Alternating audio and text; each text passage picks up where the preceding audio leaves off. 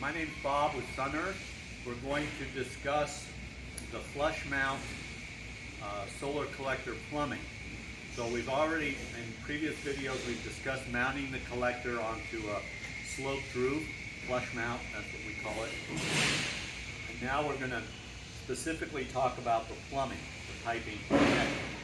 This is one panel. Most residential jobs are either one or two collectors. There might be one right next to this, but for the demonstration there's one. The piping size, which is piping here and piping on the opposite end, can be 1/2 inch or 3/4, depends on the pipe lengths. That's all determined. We have some tables in our manuals to help you with that. If it's a short distance, 1/2 inch is fine. If it's running 100 foot one way and back, 3/4. So